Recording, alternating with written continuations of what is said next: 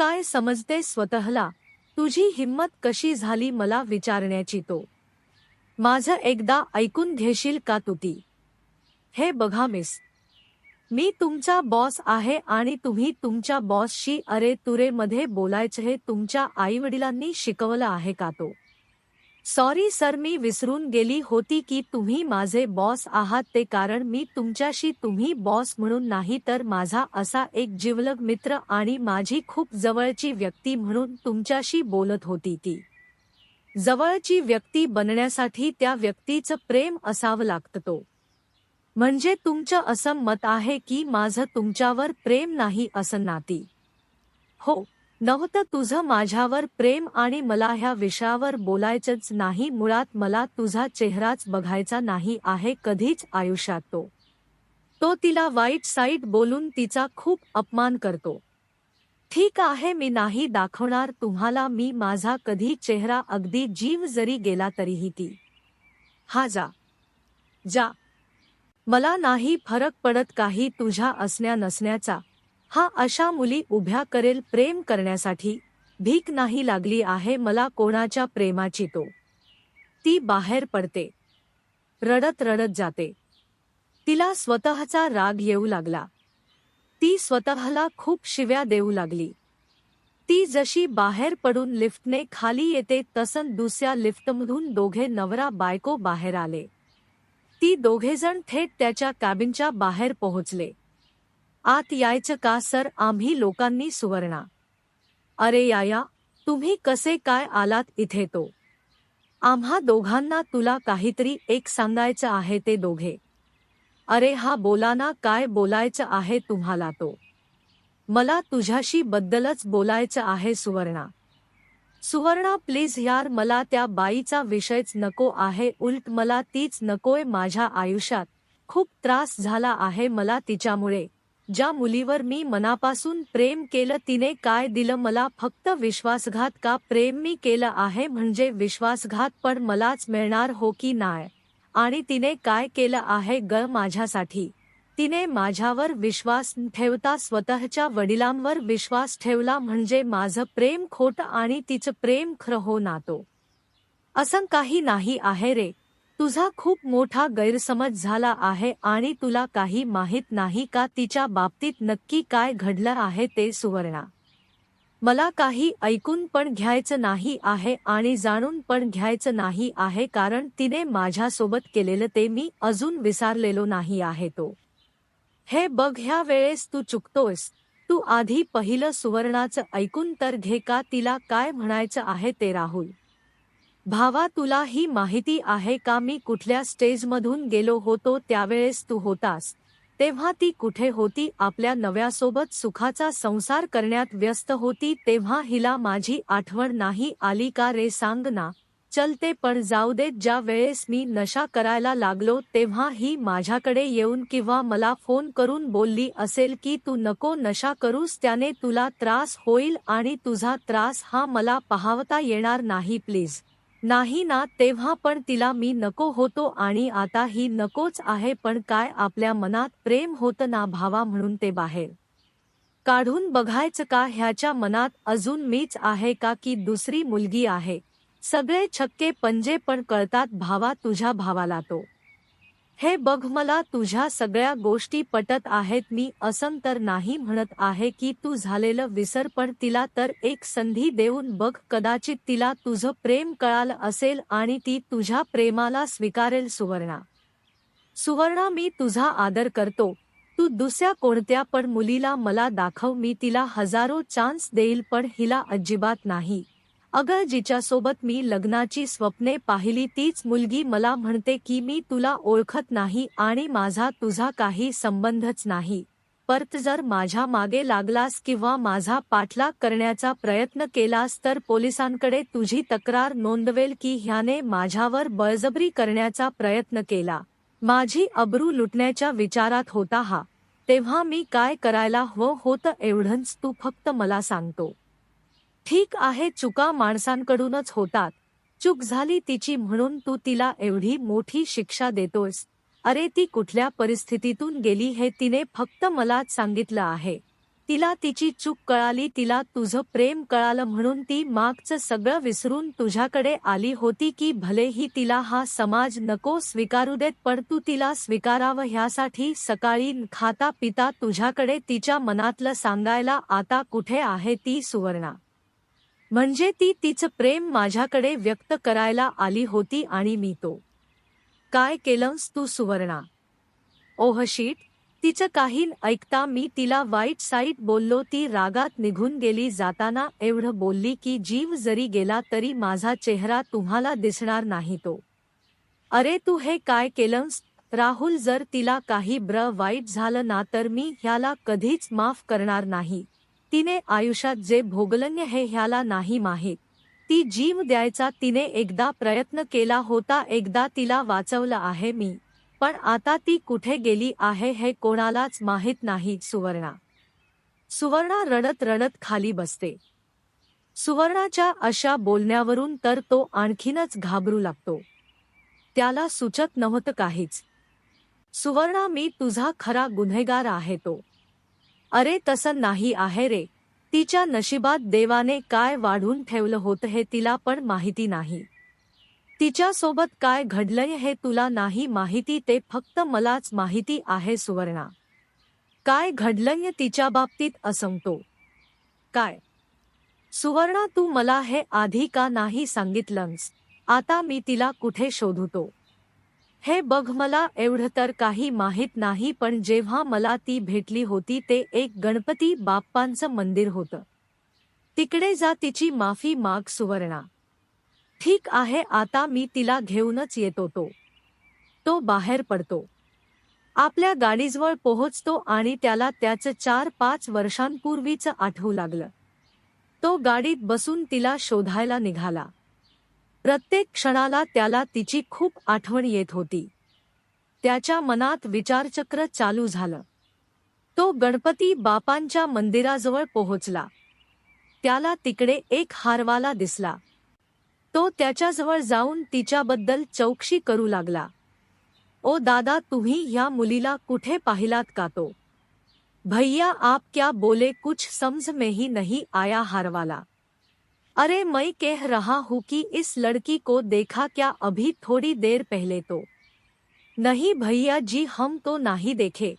यहाँ बहुत सारे लोग आवत हई, हमार ध्यान नहीं था उस बखत. हारवाला तो हताश होत आपल्या गाडीत जाऊन बसला. त्याला त्याच्या केलेल्या आत्ताच्या वर्तणुकीवर खूप राग येत होता. सॉरी सुप्रिया, मला माफ कर. मी तुला त्याही वेळेला समजू नाही शकलो आणि आत्ताही. तो तिचा फोटो घेऊन बोलत होता. तो तिच्याशी बोलत असताना त्याला तिचं मगाचं बोलणं आठवू लागलं. सुप्रिया कदाचित जीव तर द्यायला गेली नसणार. आधीच तिने ह्या 3-4 वर्षात खूप सहन केलं आहे. आता तिला सहन झालं नसेल म्हणून तर कदाचित तिने हे पाऊल उचललं असणार. तो स्वतःशीच बडबडत होता. त्याने सगळे विचार बाजूला ठेवले आणि रेल्वे स्टेशनवर जाऊन शोधायचं असा मनात विचार पक्का करून तो गाडी सुसाट पळवत होता. तो रेल्वे स्टेशनवर पोहोचला. तो जसा प्लॅटफॉर्मवर पोहोचतो तशी एक अनाउन्समेंट होते. गाडी क्रमांक 73,921 मुंबईला जाणारी गाडी थोड्याच वेळात प्लॅटफॉर्म क्रमांक 4 वरून रवाना होईल. रेल्वे अनाउन्समेंट करणारी सुप्रिया कदाचित मुंबईला तर गेली नसेल ना. तो स्वतःशीच बडबडतो. तो गाडीतून उतरून आपल्या गाडीत बसतो. तो त्याच्या सगळ्या मित्रांना कॉल लावतो. हॅलो जया, मी बोलतोय, ऐक मी काय म्हणतोय ते. कोल्हापूरवरून आता मुंबईला जाणारी 73,921 ही गाडी उद्या दुपारी 1 वाजेपर्यंत पोहोचेल. तू अनाउन्समेंट करणाऱ्यांकडे जा आणि गाडी जशी तिकडे पोहोचेल तशी अनाउन्समेंट करायची, कळालतो. अरे पण भावा, काही प्रॉब्लेम झाला आहे का जयेश. नाही, तुला सांगतो तसं कर फक्त. तो त्याने लगेच दुसऱ्या मित्राला फोन लावला. हॅलो अश्क्या, मी बोलतोय. आपल्या सगळ्या मित्रांना सुप्रियाचा फोटो पाठव आणि त्यांना जर कुठे दिसली की लगेच तुला सांगायला आणि तू मला कळवतो. हा ओके भावा. एक विचारू का अशोक. हा विचार ना अश्क्या. तो तू अजून पण सुप्रियावर प्रेम करतोस ना. खरं बोल, तुला आपल्या मैत्रीची शपथ अशोक. भावा, आता ही वेळ सांगायची नाही आहे. तिला शोधणं महत्वाचं आहे माझ्यासाठी तो. ठीक आहे भावा, लवकर एकत्र या अशोक. ऐक अश्क्या, तुझ्या मित्रांना सांग जशी ती दिसेल तसं लगेच तुला कळवायला आणि तू मला ओके तो. ओके भावा, आणि ऑल द बेस्ट अशोक. तो अशोकचा फोन ठेवून दिल्यानंतर त्याच्या पुन्हा एका मित्राला फोन लावतो. हॅलो भावा, मी बोलतोय, मला तुझी हेल्प हवी आहे आणि प्लीज प्लीज प्लीज प्लीज नाही बोलू नकोस तो. काय काम आहे माझ्याकडे आर्यन. आर्या, तू सुप्रियाला ओळखतोस ना, माझ्या कॉलेजमधली, जिच्याबद्दल तुला, जयाला आणि अश्क्याला सांगितलं होतं ती तो. हा, माहित आहे, तुझा तिच्यावर जीवापाड प्रेम होतं आणि तिने तुला चिट केलं तीच ना आर्यन. हो, तिचं, पण आता प्लीज मागचं इतिहास काढून वाद पुन्हा करू नकोस, मी तुझ्यापुढे हात जोडतो तो. ठीक आहे, नाही काढणार, बोल तू आर्यन. अरे सुप्रिया हरवली आहे तो. हरवली आहे मीन्स, आणि ती तुला कुठे भेटली, तिची तुझ्यासोबत कशी काय बोलते, एवढे दिवस कुठे गेली होती ती आर्यन. आर्या, शांत हो, ही वेळ भांडायची नाही आहे, सुप्रियाला शोधण्याची वेळ आहे ही. प्लीज भावा, माझ्यासाठी एवढं कर तू फक्त प्लीज तो. ठीक आहे, काय करावं लागेल मला आर्यन. ऐक, तुझ्या ओळखीच्या मित्रांना सुप्रियाचा फोटो पाठव आणि त्यांना तो फोटो घेऊन बस डेपोमध्ये पाठव. अशा डेपोला पाठव जिकडे कोल्हापूरवरून मुंबईला येणाऱ्या जास्त बस असतील तो. ठीक आहे, हे मी फक्त तुझ्यासाठी करतोय आर्यन. थक्स भावा, तो सगळ्यांना सुप्रियाला शोधण्यासाठी जमीन आसमान एक करायला रेडी होता.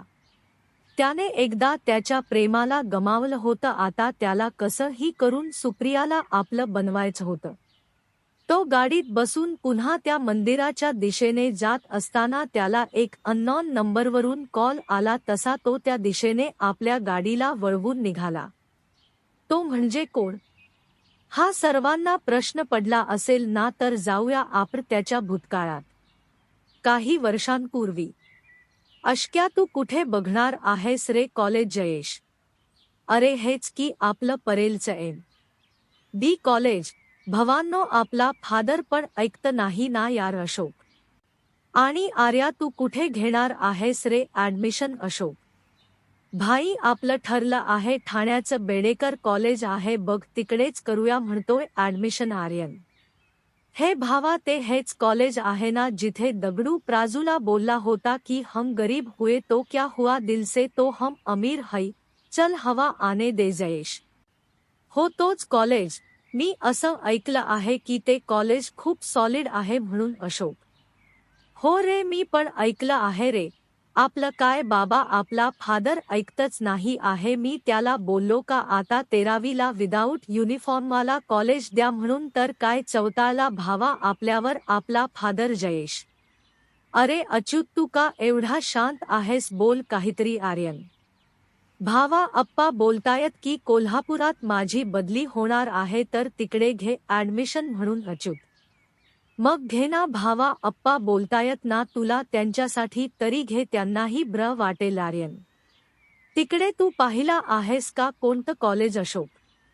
भावांनो, तसं एक कॉलेज पाहिलं आहे मी, लिपी कॉलेज अच्युत. काय, कुठलं कॉलेज जयेश. लिपी कॉलेज अशोक. हे लिपी नाही, ढेपी कॉलेज वाटतंय जयेश. गप्प रहा रे, आधीच तो बिचारा नाराज झाला आहे का तो आपल्याला सोडून कोल्हापुरात जाणार म्हणून, आणि तुम्ही त्याची मजा घेत आहात. शिट यार आर्यन. सॉरी भावा. जयेश. सॉरी भावा. अशोक. It's okay Achyut. अच्छा, तुझं कॉलेज कधी पासून सुरू होतंय मग आर्यन. उद्यापासूनच अच्युत. काय अशोक. जयेश. ऐक, तू जा आणि आम्हाला घरी पोहोचल्यावर आम्हाला आठवणीने कॉल कर सगळेजण. ठीक आहे अच्युत. तर मित्रांनो, हा आपल्या कथेचा नायक अच्युत देशमुख. पूर्ण नाव अच्युत सर्जेराव देशमुख. वडिलांचे नाव सर्जेराव हंबीरराव देशमुख. आईचे नाव सुमित्राबाई सर्जेराव देशमुख. आप्पांचे वय 42 वर्ष आणि आईचे वय 39 वर्ष. अच्युत तसा राहायला तर तो मुंबईचाच, पण आप्पांची म्हणजे त्याच्या वडिलांची बदली कोल्हापुरात झाली म्हणून तो तिकडे जात आहे कायमचा की शिकायला हे आपण पुढे पाहणारच आहोत. पण त्याआधी त्याची पूर्ण ओळख करून घेऊया. तर हा अच्युत म्हणजे अच्युत सर्जेराव देशमुख. सर्जेराव देशमुख यांचा एकुलता एक मुलगा आणि देशमुख घराण्याचा एकुलता एक वारीस. वडील श्रीमंत असल्यामुळे अच्युतला कसल्याच आणि कोणत्याच गोष्टीची त्याच्या आई वडिलांनी कमी पडून दिली नाही.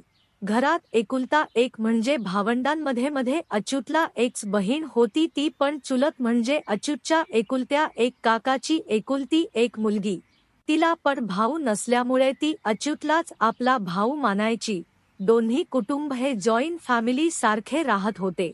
अच्युत म्हणजे हाईट 5 फूट 5 इंच, चेहरा उभट पण चेहऱ्यावर एक वेगळाच तेज, स्वभाव जेवढा प्रेमळ, हळवा तितकाच रागिष्ठ, टपोरी, उद्धट बोलणारा. बाहेर घरात नाही. तर तुमची ओळख पटून झाली असेल तर आपण पुढे जाऊया. मिसेस कुठे राहिलेत तुमचे चिरंजीव? त्यांना माहीत आहे ना का उद्या त्यांना महाविद्यालयात जायचं आहे ते जर का आज लेट आले तर त्यांना जेवायला द्यायचं नाही आप्पा. जाऊ देत हो, आपलाच लेक आहे ना तो, का बाहेरच्यांचा आहे.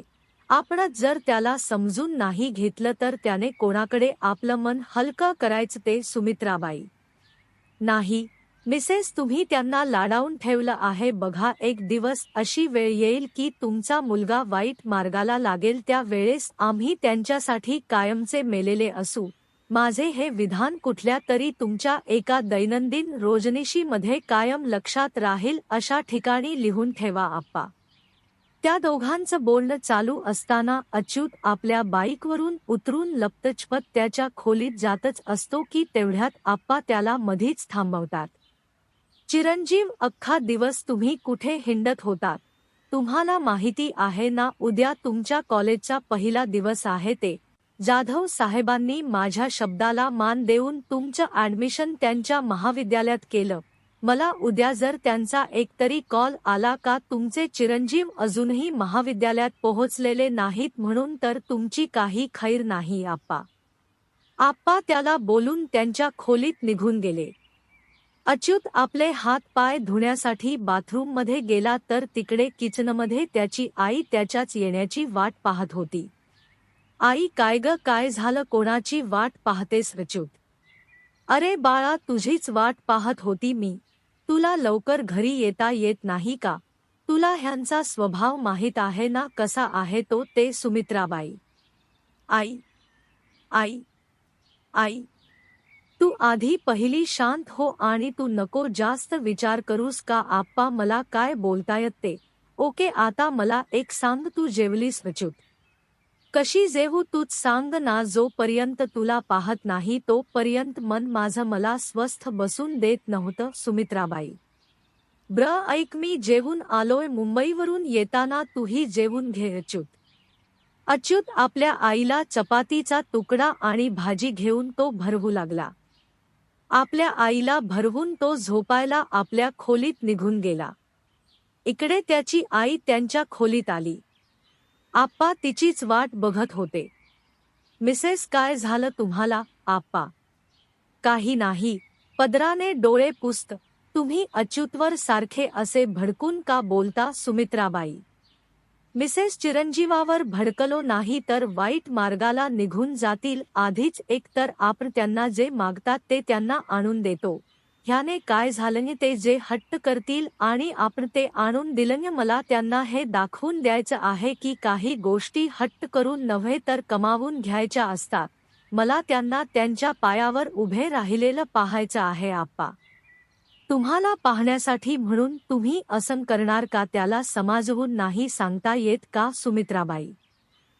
जाऊ देत ते, आत्ता झोपा तुम्ही. इकडे येऊन उद्या बोलूया आपण ह्या विषयावर, ते महाविद्यालयात गेल्यावर आप्पा. रात्र ही खूप झाली असल्यामुळे सर्वांना झोप लागते. दुसरा दिवस. पहाटेच्या गजरानेच सुमित्राबाई उठून आपल्या कामाला लागतात. आप्पा ह्यांची 6ची ड्युटी असल्यामुळे सुमिताबाईंना लवकर उठावंच लागायचं. ते आपली अंघोळ झाल्यानंतर आप्पांना उठवून जातात. आप्पा पण आपली तयारी करून कामाला जाणार असतात की त्यांना आठवतं की अच्युतचा आज पहिला दिवस आहे ते, आणि त्यांना माहीत असतं का त्यांच्या घरापासून कॉलेजचं अंतर बाईकवरून कमीत कमी अर्धा तासाचं अंतर आहे ते, पण अच्युतच झोपला असल्यामुळे ते आणखीनच भडकतात. आप्पा आपली तयारी करून अच्युतला उठवायला जातात. चिरंजीव, ओ चिरंजीव, उठा आता आप्पा. आई थांब 10 मिनिटे झोपतो मी, 10 मिनिटानंतर उठव मला अच्युत. चिरंजीव आप्पा.